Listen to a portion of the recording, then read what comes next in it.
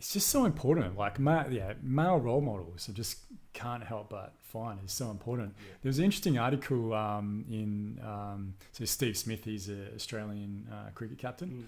And was it him or was it David Pocock? Shit, I can't remember now. It was this morning, I just briefly read around. It might have been David Pocock, the rugby union player, regarded as like the best rugby player in the world.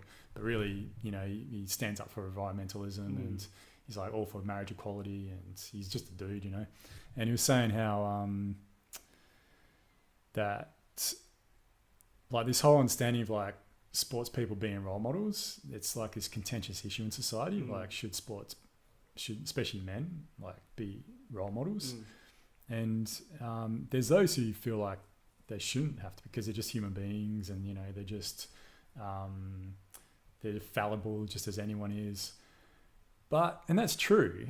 But also they're on this platform where they're idolized by young kids, by young boys especially, and young girls as well. And I feel like they do have a social responsibility to act like good role models and to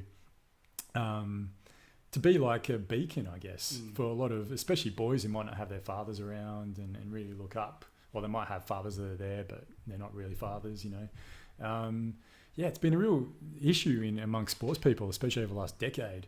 But yeah, it was good to hear someone like David Pocock like really stand up and say, no, it's like a responsibility, like I get to travel around the world, play this amazing sport, gets paid millions of dollars to do it, like life's pretty sweet. He has to admit that.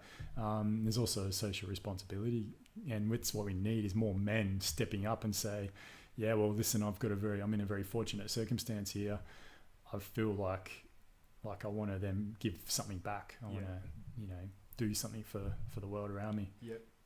I think that's the difference between like being a man and acting like a man and then acting still like a boy. Right. And it doesn't matter for age. We can be 30, 40 and you still see some men now acting like spoiled little boys. So I don't think it's got anything to do with age, but definitely that elements of actually growing into our maturity and kind of owning that. Yeah, definitely. I think, for me, that's what really was like an impetus for me. It was like just seeing different men around me who are still, when things went wrong, there'd be like no resilience there, and instead they'd go back into like a childlike state, which used to make me angry. I was like, motherfucker, just grow up, would you? Like, But then I've shifted around into a space where I have like compassion for those men. I'm like, man, fuck, it's pretty tough. Like to have to, when you deal with shit, have to resort back to being a 7-year-old to like get through it. Like I used to put a tremendous amount of judgment and anger towards men who did that,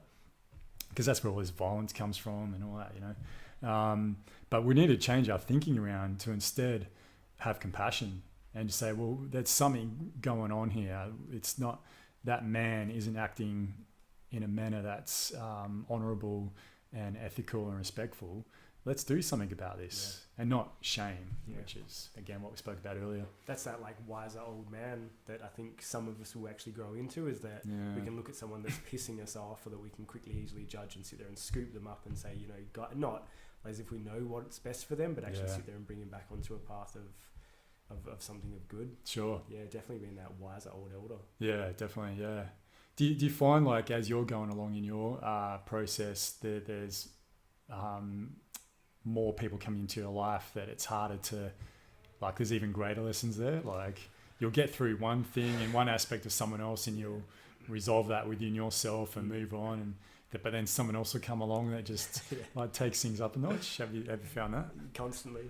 Yeah. I think this time last year I said to a friend, I was like, fuck, this world is magical. It was just this incredible amount of like awe going on, especially for the last 2 years. There's just been this magic, constant unfolding of like literal magic. It has blown my mind so many times of just watching stuff going on, just going, holy shit, how is this possible, even just for myself? And then like listening to friends going on, it's like, this is magic, literal magic, constantly.